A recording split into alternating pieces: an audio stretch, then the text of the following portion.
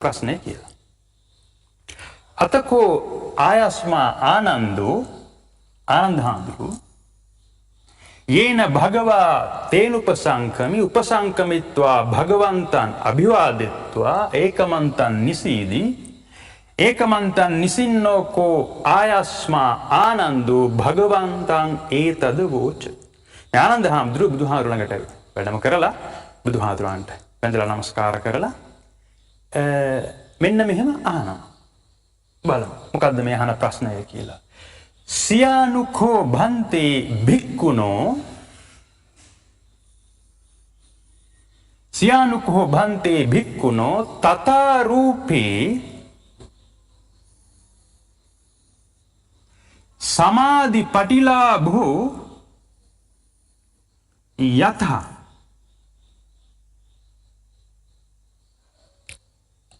සියානුකෝ භන්තේ භික්ඛුනෝ තථා රූපෝ සමාධි පටිලාභෝ යතහ. ඒ කියන්නේ මේක යහන්නේ මේ. ආනන්ද හාමුදුරුවෝ අහන බුදුහාමුදුරුවන්ගෙන් මේ භික්ඛුවක් ඒ කියන්නේ භව කය කරන කෙනෙක්. ඒ කියන්නේ භික්ඛු කියන එකේ අර්ථය බුදුහාමුදුරුවෝ දේශනා කරපු විදිහට. එතකොට තථා රූපෝ සමාධි පටිලාභෝ යතහ. ඒ කියන්නේ අහනවා මෙතනදී මේ සමාධි පටිලාභයක්. ඒ කියන්නේ මේ බුදුහාමුදුරුවෝ දේශනා කරලා තියෙන සමාධි. එහෙමත් නැත්නම් සම්මා සමාධි. ඒ කියන්නේ මේ රාගයෙන්, ද්වේෂයෙන්, මෝහයෙන් මිදී නිදහස් වෙන සමාධියක්.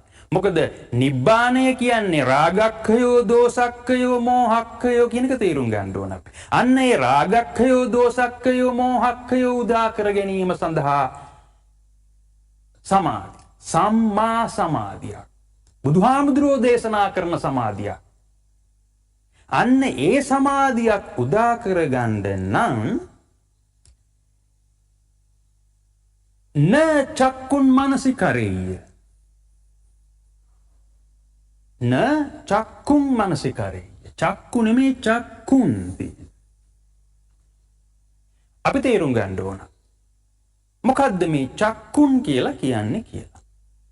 චක්කුන් කියලා කියන්නේ මෙන්න මේ සංඛාරයක්, මෙන්න මේ උපාදානයක් සිද්ධ වෙන අවස්ථාවේ ක්‍රියාත්මක වෙන ඇසේ ක්‍රියාකාරීත්වයයි. දැන් අපි දන්නවනේ චක්කුංච පටිච්ච රූපේච. අන්න ඒ අවස්ථාවේ චක්කුන්. අන්න ඒ අවස්ථාවේ උපාදානයක් සිද්ධ කරගන්න යන ඇසේ ක්‍රියාකාරීත්වය, ඇස ක්‍රියාත්මක වෙන අවස්ථාව. අන්න ඒක න චක්කුන් මනසිකරෙය්‍ය. ඒ කියන්නේ උපාදානයක් කරගන්න ඒ ක්‍රියාත්මක වෙන ඇස න මනසීකරණය නොකළ යුතුයි නම්. ඒ විතරක් නෙමේ න රූපන් මනසිකරෙය්‍ය. න රූපන් මනසිකරෙය්‍ය. මෙතනදී සිද්ධ වෙන්නේ අර උපාදානය කර ගනිමින් අර චක්කුංච පටිච්ච රූපේච අන්න ඒ රූපයත් න මනසිකරෙය්‍ය. න රූපන් මනසිකරෙය්‍ය. මේ විදිහට අහනවා. න චක්කුන් මනසිකරෙය්‍ය න රූපන් මනසිකරෙය්‍ය. ඒ කියන්නේ චක්කුන් මනසිකරණය නොකළ යුතු නා, රූපන් මනසිකරණය නොකළ යුතු නා. ඊට පස්සේ අහනවා න සෝතන් මනසිකරෙය්‍ය න සද්දන් මනසිකරෙය්‍ය න ගහනන් මනසිකරෙය්‍ය න ගන්ධන් මනසිකරෙය්‍ය න ජීවහං මනසිකරෙය්‍ය න රසං මනසිකරෙය්‍ය න කායං මනසිකරෙය්‍ය න පොට්ටබ්බං මනසිකරෙය්‍ය. මෙතන තියෙන්නේ ඇස, කන, නාසය, දිවකය කියන ස්පර්ශ ආයතන පහත්. ඒ කියන්නේ බාහිර ආයතන පහත්, අභ්‍යන්තර ආයතන පහත්. ඊට පස්සේ න පඨවින් මනසිකරෙය්‍ය න ආපන් මනසිකරෙය්‍ය න තේජන් මනසිකරෙය්‍ය න වායන් මනසිකරෙය්‍ය න ආකාසානං ඡායතනං මනසිකරෙය්‍ය න විඥානංචායතනං මනසිකරෙය්‍ය න ආකින්චංචායතනං මනසිකරෙය්‍ය න නේව සංඥා නා සංඥායතනං මනසිකරෙය්‍ය. මෙතන තියෙන්නේ අරූපී ගති හතර. න ඉදලෝකං මනසිකරෙය්‍ය න පරලෝකං මනසිකරෙය්‍ය යම්පිදං දික්ටං සුතං මුතං විඤ්ඤාතං පත්තං පරියේසිතං අනුවිචරිතං මනසා තම්පි න මනසිකරෙය්‍ය මනසීච පන කරෙය්‍යාති. මෙන්න මේකයි තේරුම් ගන්න ඕනේ අපි. ආනන්ද හාමුදුරුවෝ අහනවා මේ බුදුහාමුදුරුවෝ දේශනා කරන සම්මා සමාධියක් ඇති කරගන්නට නම් චක්කුන් මනසිකරණය කරන්නත් හොඳ නැත්තම් නොකල යුතුයි න රූපන් මනසිකරණය නොකල යුතුයි න සෝතන් මනසිකරණය නොකල යුතුයි නම් සද්දන් මනසිකරණය නොකල යුතුයි නම් ගානන් මනසිකරණය නොකල යුතුයි නම් ගන්ධන් මනසිකරණය නොකල යුතුයි නම් ජීවහන් මනසිකරණය නොකල යුතුයි නම් රසන් මනසිකරණය නොකල යුතුයි නම් කායන් මනසිකරණය නොකල යුතුයි නම් පොට්ටබ්බන් මනසිකරණය නොකල යුතුයි නම් පඨවි මනසිකරණය නොකල යුතුයි නම් ආපන් මනසිකරණය නොකල යුතුයි නම් තේජන් මනසිකරණය නොකල යුතුයි නම් වායන් මනසිකරණය නොකල යුතුයි නම් මේ විදියට ආකාසානංචායතන මනසිකරණය නොකළ යුතුයි නම් විඥානංචායතන මනසිකරණය නොකළ යුතුයි නම් ආකින්චංචායතන මනසිකරණය නොකළ යුතුයි නම් නේව සංඥා නා සංඥායතන මනසිකරණය නොකළ යුතුයි නම් ඉද ලෝකං මනසිකරණය නොකළ යුතුයි නම් පරලෝකං මනසිකරණය නොකළ යුතුයි නම් ඒ වගේම මේ යම්පිදං දික්ඨං සුතං මුතං විඤ්ඤාතං පත්තං පරියේසිතං අනුවිචරතං මනසා තම්පි න මනසිකරෙය්‍ය. ඒ කියන්නේ මේ දික්ටි සුත මුත විඤ්ඤාත. ඒ කියන්නේ අපි මේ ඇස කන නාසය දිවකය කියන ස්පර්ශ ආයතන පහෙන් විඳලා උපාදානය කරගත්තු දේවල් නැවත අර මනසින් අර ලාභ පරිේශණය සඳහා එහෙමත් නැත්නම් ආස්වාද පරිේශණය සඳහා අනුවිචරිතම් මනස නැවත නැවත ආවර්ජනය කරලා ඒ කියන්නේ අපි ඔය කියන දීඝං වා විදිහට මතම්පි මනසීකරණය නොකළ යුතුයි නම් මනසීච පන කරෙය්‍යාති. ඔන්න අහන ප්‍රශ්නේ. මොනවාද එහෙනම් මනසීකරණය කරන්න ඕනේ? එහෙම මනසීකරණය කරන්න පුළුවන්ද? ඔන්න අහන ප්‍රශ්න. එතකොට මෙතනදී බොහොම පැහැදිලි අපිට මෙතනදී අහනවා මේ ඇස කන නාසය දිව කය. බාහිර අපි කියනවානේ බාහිර ආයතනත් ඒ වගේම රූප ශබ්ද ගන්ධ රස පොට්ටබ්බ. බාහිර ආයතන පහත් අභ්‍යන්තර ආයතන පහත්. ඒ කියන්නේ මෙතන තවත් විදිහකට කිව්වොත් මේ කතා කරන්නේ මේ රස්සංවා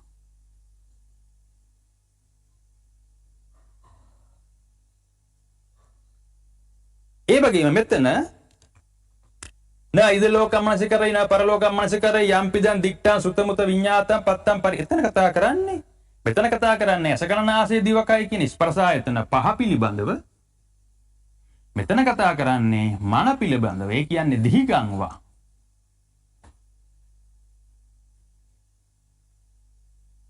පහයි එකයි 6. ඒ වගේම මෙතන තියෙනවා පඨවි ආපෝ තේජෝ වායෝ මහ භූත හතර. ඒ කියන්නේ තවත් විදිහකට කිව්වොත් පඨවි කසිනය, ආපෝ කසිනය, තේජෝ කසිනය, වායෝ කසිනය. මේ කසින හතර විතරක් නෙමෙයි අපි දන්නවා තව කසින ගණනාවක් තියෙනවා. වර්ණ කසින තියෙනවා. එතකොට ඒකත් මානසිකරණය නොකළ යුතුයි නම් ඊට පස්සේ මේ අරූපී ගති හතර ඒ හතරත් මානසිකරණය නොකළ යුතුයි නම්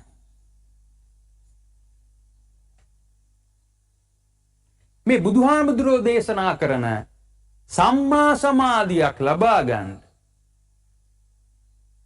මනසීකරණය කළ හැකි යමක් තියෙනවද කියලා යහන්. ඒකයි තේරුම් ගන්න. එතකොට බලමු බුදුහාර මොකද්ද දෙන පිළිතුර කියලා. බුදුහාර දේශනා කරනවා සියා ආනන්ද භික්ඛුනෝ තතරූපෝ සමාධි පටිලාභෝ යතහ न चक्कुन मनसिकरय न रूपन मनसिकरय न सोतम मनसिकरय न सद्दम मनसिकरय न गहनम मनसिकरय न गंधम मनसिकरय न जिह्वा मनसिकरय न रसम मनसिकरय न कायम मनसिकरय न पुट्टब्बम मनसिकरय न पटवी मनसिकरय न आपम मनसिकरय न तेजम मनसिकरय न वायम मनसिकरय न आकाशं चायतनं मनसिकरय न विज्ञान चायतनं मनसिकरय न आकिंचन चायतनं मनसिकरय न नेव संज्ञा ना संज्ञायतनं मनसिकरय न इदलोकं मनसिकरय न परलोकं मनसिकरय यम्पिदं दिट्टं सुतं मुतं विज्ञातं पत्तं पर्येसितं अनुविचरितं मनसा तम्पि न मनसिकरय मनसी च पनकरय्याति. අර ආනන්ද හඳුරු අහපු ආකාරයටම ඒ ඔක්කොම කියලා ඒ ඔක්කොම මනසීකරණය කරන්නේ නැතුවත් මනසීකරණය කළ හැකි මනසීකරණය කරන්න යමක් තියෙනවා කියන එකයි කියන්නේ. අපි ඒක තේරුම් ගන්න. එතකොට ආනන්ද හඳුරු වෙනවා යථා කතම් පන භන්තේ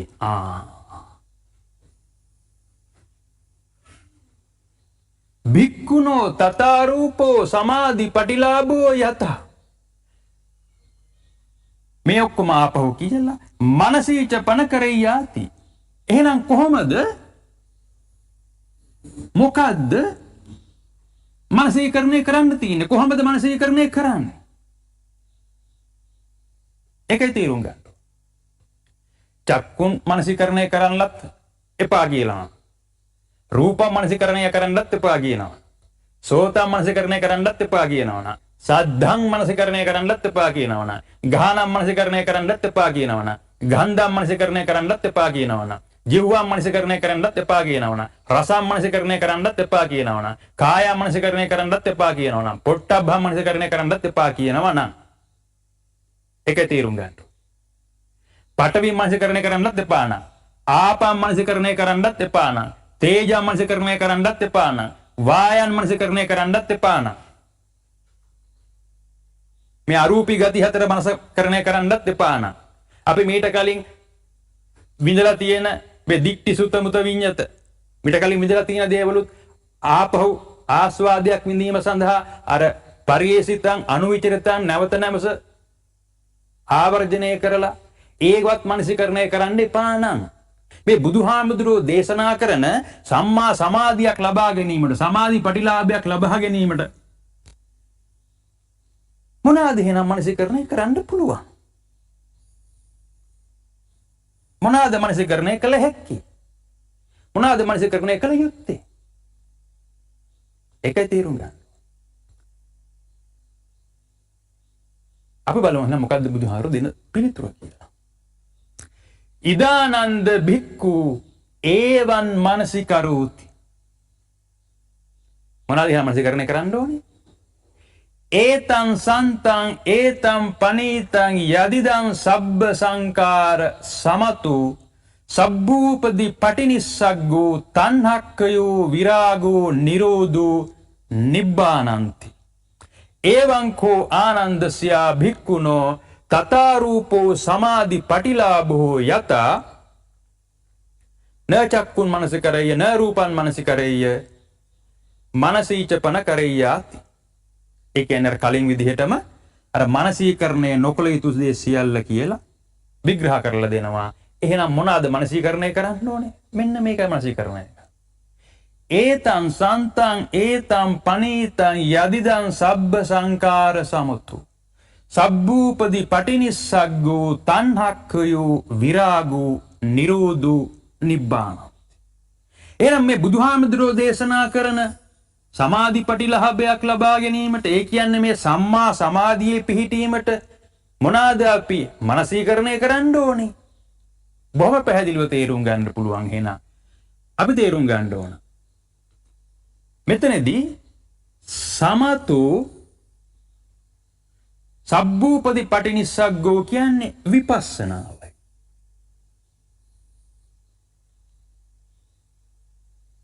ඒ වගේ අපි තේරුම් ගන්න ඕන මෙතනදී මේ චක්කුන් මනසිකරයේ රූපන් මනසිකරයේ සෝතන් ගානන් ජීවං කායං මේ විග්‍රහ කරන්නේ මේ සංඛාරයක් බිහි කරගන්න අවස්ථාවේ උපාදානයක් සිද්ධ කරගන්න අවස්ථාවේ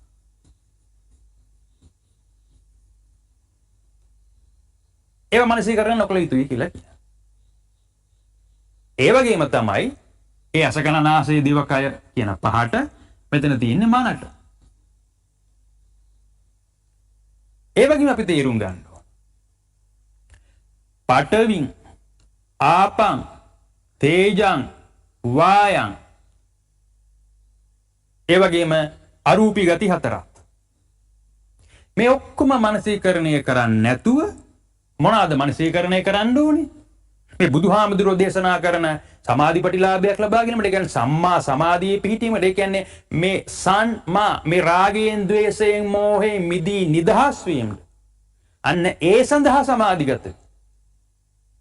මොනවාද මනසීකරණය කරන්න ඕනේ එහෙනම්? බොහොම පැහැදිලි. ඒතං සන්තං ඒතං පනීතං යදිදං සබ්බ සංකාර සමතු සබ්බූපදි පටිනිස්සග්ගෝ තණ්හක්ඛයෝ විරාගෝ නිරෝධෝ නිබ්බාන. එහෙනම් මොකද්ද බුදුහාමුදුරුවෝ අනුදැන වදාරන්නේ? මොනවා මනසිකරණය කරන්න කියලාද? සමත විපස්සනා. සමත විපස්සනා. දැන් මේක මනසීකරණය කරන්න ඕනේ කොයි වෙලාවටද? මෙන්න මේ සබ්බ සංකාර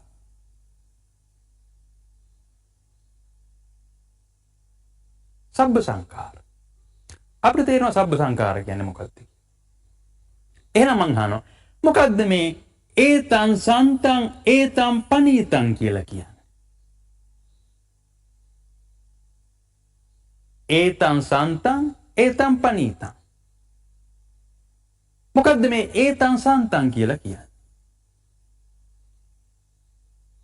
මෙන්න මේක තේරුම් ගන්න අපිට පුළුවන් මේ සතර සතිපට්ඨානේ බුදුහාමුදුරුවෝ මේ ධම්මේසු ධම්මානුපස්සනා වේ නීවරණ පබ්බේ බොහොම පැහැදිලිව මොකද්ද මේ සන්තන් කියන්නේ කියලා විග්‍රහ කරලා තියෙනවා.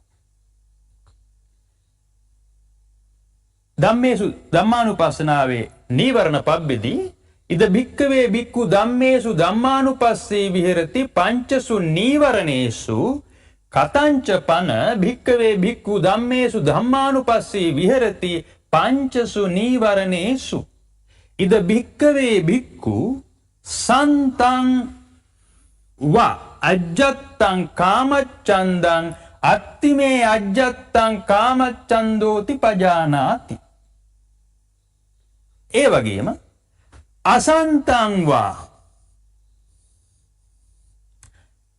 අජ්ජත්තං කාමච්ඡන්දං නත්තිමේ අජ්ජත්තං කාමච්ඡන්දෝති පජානාති.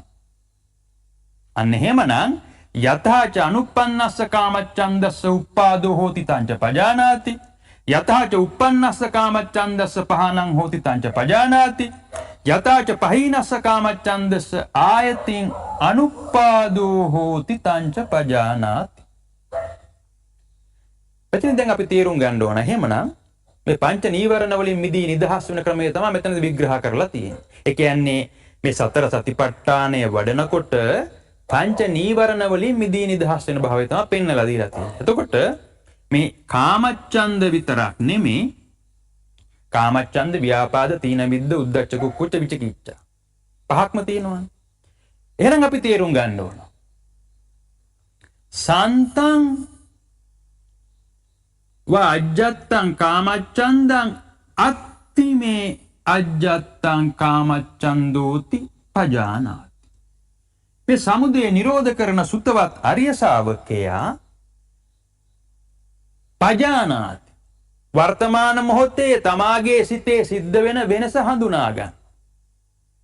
ඒ කියන්නේ සන්තං වා අජ්ජත්තං කාමච්ඡන්දං අත්තිමේ අජ්ජත්තං කාමච්ඡන්දෝති පජානාති. ඒ කියන්නේ තවත් විදිහකට කිව්වොත් මේ සමුදය නිරෝධ කරන සුතවත් ආර්ය ශාවකේ තමාගේ සිතේ කාමච්ඡන්දය බිහිවෙමින් තියෙනවා කියන එක පජානාති වෙනවා. වර්තමාන මොහොතේ තමාගේ සිතේ සිද්ධ වෙන මෙන්න මේ කාමච්ඡන්දය උපදිනවා කියන එක පසක් කොට දැක ගන්නවා. එහෙමනම් ඒ සුතවත් ආර්ය ශාවකයා මොකද කරන්නේ එතකොට? මොකද කරන්නේ? ඒ සමුදය නිරෝධ කරන්න ඕන. අර සතර කමටහන් වඩන්න ඕන. තවත් විදිහකට කිව්වොත් රාගයේ විත රාගී කරනවා, ද්වේෂයේ විත ද්වේෂී කරනවා, මෝහයේ විත මෝහී කරනවා. අන්න එහෙමනම් අන්න එතකොට තේරුම් ගන්න පුළුවන් අසන්තං වා අජ්ජත්තං කාමච්ඡන්දං නත්ති. මේ අජ්ජත්තං කාමච්ඡන්දෝති පජානාති. එහෙනම් අපි තේරුම් ගන්න ඕන සන්තං වා අත්ති. ඒක නිසා අපි මේ රාගයෙන් ද්වේෂයෙන් මෝහෙන් දැන් කාමච්ඡන්ද විතරක් නෙමෙයි. ව්‍යාපාද, තීන මිද්ද, උද්ධච්ච කුක්කුච්ච විචිකිච්ඡා. ඒ හැමතැනම විග්‍රහ කරලා තියෙනවා.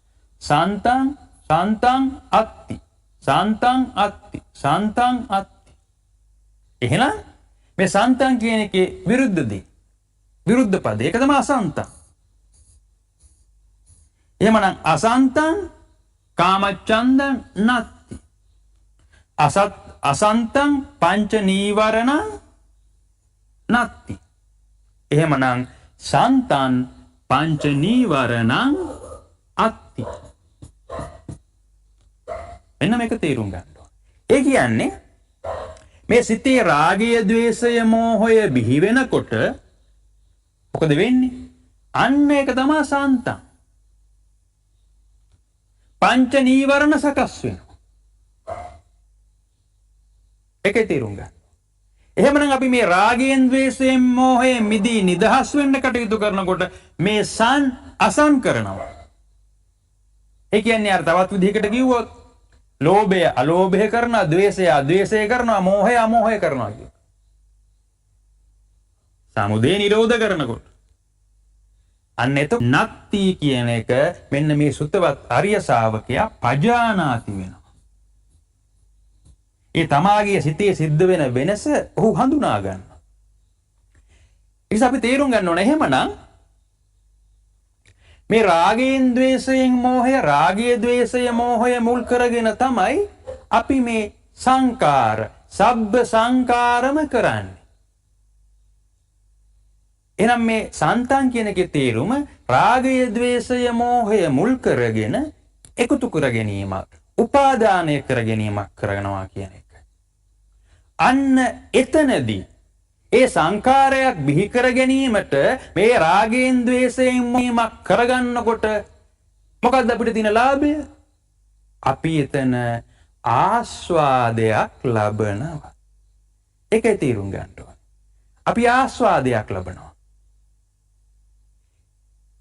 අර ආමිස වේදනාවක් විඳිනවා. සුඛං සෝමනස්සං, දුක්ඛං දෝමනස්සං, අදුක්ඛම සුඛං. ආස්වාදනය කරනවා. ඒකේ තේරුම් ගන්න ඕනේ. ඒක ආස්වාදනය කරනවා. ආස්වාදනය කරනවා.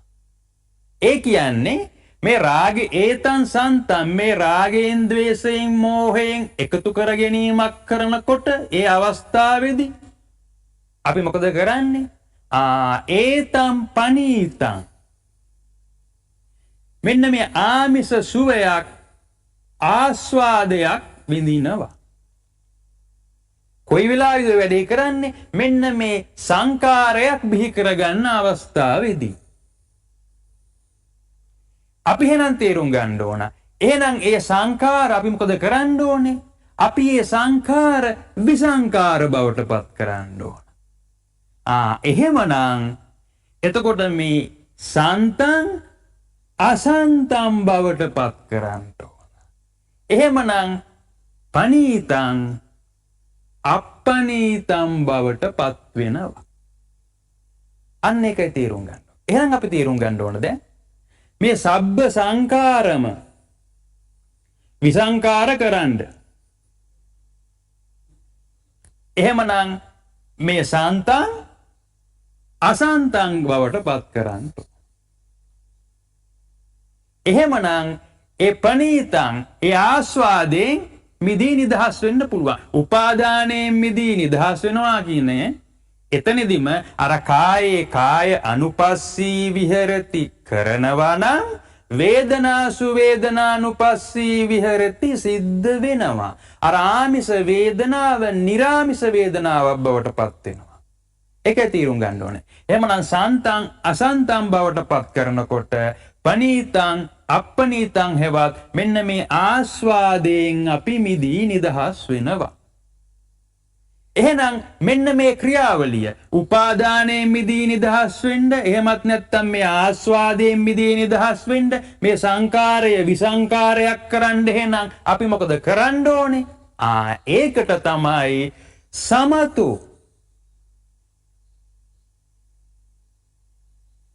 සමතේ වඩන්න ඕන. ඒ ගමන්ම සබ්බූපදි පටිනිස්සග්ගෝ විපස්සනාව වඩන්න ඕන. එහෙනම් ඔය සමත විපස්සනා දෙක කරලා නම් නිවැරදිව ප්‍රායෝගිකව යුගනද්දව වැඩුවා නම් මොකද වෙන්නේ? තණ්හක්ඛයෝ විරාගෝ නිරෝධෝ. සමත විපස්සනා සිතිය වැඩෙනවා. එහෙනම් එහි ප්‍රතිඵලය තමයි නිබ්බානන්ති. ඒකයි තේරුම් ගන්න. එහෙනම් අපි තේරුම් ගන්න ඕන මේ සංඛාරයක් විසංඛාරයක් කරන්න හැවත්, මේ සන්තං අසන්තං කරන්න හැවත්, මේ රාගයෙන් ද්වේෂයෙන් මොහෙන් කරන එකතු කර ගැනීම උපාදානයෙන් මිදී නිදහස් වෙන්න, මේ ආමිස වේදනාවෙන් මිදී නිදහස් වෙන්න නම් අපි මොකද කරන්න ඕනේ? සමත විපස්සනා වඩන්න ඕන. මෙන්න මේ බුදුහාමුදුරුවෝ පෙන්නලා දීලා තියෙන යුගනද්ද භාවනාව භාවිතා කරන්න ඕන.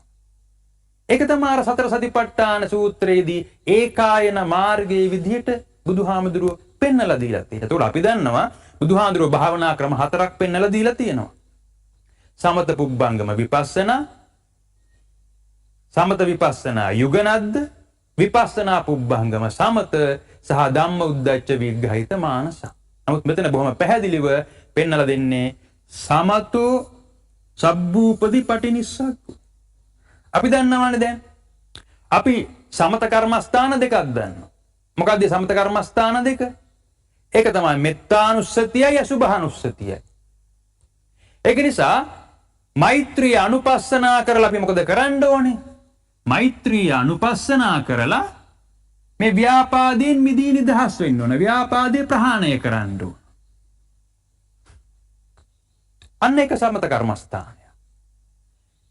ඒ වගේම අනිත් සමත කර්මස්ථාන. ඒක තමයි අසුභානුස්සති. ඒ කියන්නේ අසුභය අනුපස්සනා කරලා මේ සුභ භවෙන් මිදී නිදහස් වෙන්න ඕන. සුභ සංඥාවෙන් මිදී නිදහස් වෙන්න ඕන. ඒකයි තේරුම් ගන්න ඕන. අන්න සමත කර්මස්ථාන. සමත කර්මස්ථානයක් විතරක් විදිහට වැඩුවට හරියන්නේ නැහැ. විපස්සනාවත් වඩන්න ඕන. මොකක්ද එහෙනම් විපස්සනාව කියන්නේ? මරණානුස්සතිය වඩන්න ඕන. අන්න ඒක කර්මස්ථානයක්. ඒක අනුස්සතියක්. මොකද්ද මේ මරණානුස්සතිය? මේ අනිච්ච දුක්ඛානත් එහෙමත් නැත්නම් අනිච්චං දුක්ඛං විපරිණාම ධම්මං මෙනෙහි කරලා මොකද කරන්න ඕනේ? අනිච්ච දුක්ඛානත් මෙනෙහි කරලා මෙන්න මේ නිච්ච සුඛ අත්ත භාවයෙන් මිදී නිදහස් වෙන්න ඕන. මරණානුස්සතිය. අන්න එහෙම සමතයි විපස්සනාවයි වඩනවා නම් මොකක්ද එහි ප්‍රතිඵලය? නිබ්බිදා බුද්ධානුස්සතිය වැඩෙනවා. නිබ්බිදානුපස්සී විහෙරති නන්දින් පජහති. ඔතනම තමයි මේ තණ්හක්ඛයෝ කියලා කියන්නේ. අර වේදනාපච්චය තණ්හා. දැන් වේදනාව ආමිෂ වේදනාව නිරාමිෂ වේදනාව බවට වෙනකොට පත් වෙනකොට තණ්හාව කැපෙනවා. තණ්හක්ඛයෝ. විරාගෝ.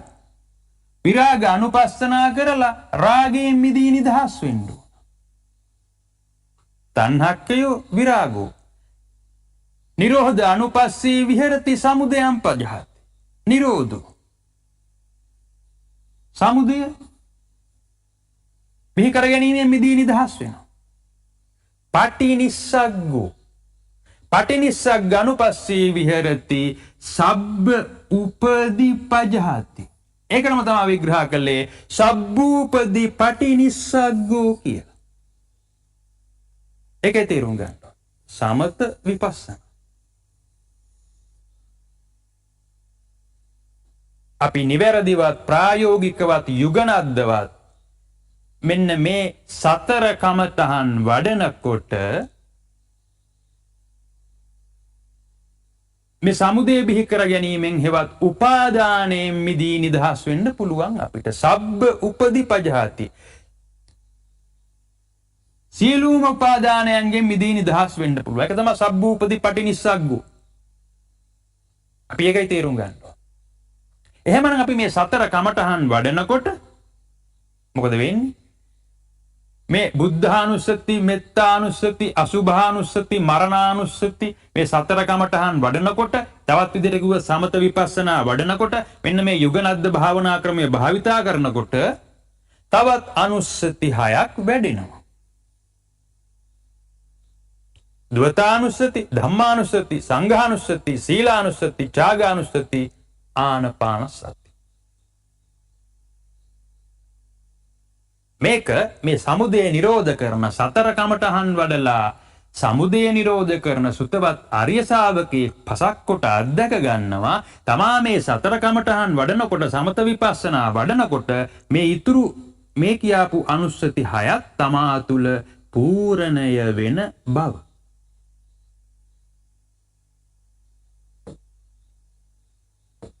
ඒකස අපි තේරුම් ගන්න ඕන එහෙනම් බොහොම පැහැදිලිව බුදුහාමුදුරුවෝ අර ආනන්ද හාමුදුරුවෝ අහපු ප්‍රශ්නෙට මේ සම්මා සමාධියක් ඇති කරගන්න මොනවාද මනසීකරණය කරන්න ඕන? එතකොට බුදුහාරෝ පෙන්නලා දෙන්නේ ඒතං සන්තං ඒතං පනීතං යදිදං සබ්බ සංකාර සමතු සබ්බූපදී පටිනිස්සග්ගෝ තණ්හක්ඛයෝ විරාගෝ නිරෝධෝ නිප්පාන. ඒකස අපි තේරුම් ගන්න ඕන මෙතන කරන්න ක්‍රියාකාරකමක් තියෙනවා. ඒකයි අපි කියන්නේ මේ සමත විපස්සනා යුගනද්දව නිවැරදිව ප්‍රායෝගිකව වඩන්න ඕන. මෙන්න මේ ක්‍රියාවලිය ප්‍රායෝගිකව කරන්න ඕන. අන්න එහෙමනම් උපාදානයෙන් මිදී නිදහස් වෙනවා. සබ්බූපදී පටිනිස්සග්ගෝ. ඒකයි තේරුම් ගන්න. එහෙනම් අපි තේරුම් ගන්න ඕන කොහොමද මේ සතර කමඨහන් වඩන්නේ? එහෙමත් නැත්නම් මේ සමත විපස්සනා කොහොමද අපි භාවිතා කරන්නේ? යුගනද්දව ප්‍රායෝගිකව කොහොමද භාවිතා කරන්නේ? අපි ඒක භාවිතා කරනවට තමයි කියන්නේ ආනපාන සති සමාධිය වඩනවා කියලා. එහෙනම් අපි තේරුම් ගන්න ඕන රාගයක් උපදිනකොට පජානාති වුණාන මොකද කරන්න ඕනේ? වහාම සමතේ වශයෙන් අසුභානුස්සති වඩන්න ඕන. ඒ ගමන්ම මරණානුස්සති වඩන්න ඕන. දෙක නිවැරදිව වැඩුවා නම් අර නිබ්බිදා විරාගා නිරෝධා පටිනිස්සග්ගා කියන தත්ත්වය උදා වෙනවා. බුද්ධානුස්සතිය වැඩෙනවා. ඒක තමයි මේ රාගය විතරාගී කරන්න තියෙන ක්‍රමවේදය. මේ තියෙන්නේ සමතය, මේ තියෙන්නේ විපස්සනා. ඒ වගේම ද්වේෂ බීජයක් ඉපදීගෙන යනවා නම් ද්වේෂයක් ඉපදීගෙන මොකද අපි කරන්න ඕනේ? වහාම සමතේ වශයෙන් මෙත්තානුස්සති වඩන්න ඕන. ඒ ගමන්ම අනිච්චං දුක්ඛ විපරිණාම ධම්මං මෙනෙහි කරන්න ඕන. ඒ කියන්නේ මරණානුස්සතිය වඩන්න ඕන. දෙක නිවැරදිව ප්‍රායෝගිකව වැඩුවා නම් මොකද වෙලා තියෙන්න ඕනේ? බුද්ධානුස්සතිය වැඩිලා තියෙන්න ඕන. ඒක තමයි ද්වේෂයක් වීත ද්වේෂී කරන්න තියෙන ක්‍රමවේදය. ඒ වගේම මෝහයක් ඉපදීගෙන එනවා. මොකද කරන්න ඕනේ? පජානාති වුණා නම් මෝහයට සමතයක් නැහැ. මෝහයට තියෙන්නේ විපස්සනාව වඩන්න පමණයි. මරණානුස්සති වැඩුවා නම් ඒ උපදින්න ආපු මෝහ බීජය ඉදිරිලා තියෙන්න ඕන. අර උපාදානයේ මිදී නිදහස් වෙලා තියෙන්න ඕන. බුද්ධානුස්සතිය වැඩිලා තියෙන්න ඕන. ඒක තමයි මෝහයක් වීත මෝහී කරන්න තියෙන ක්‍රමවේදය.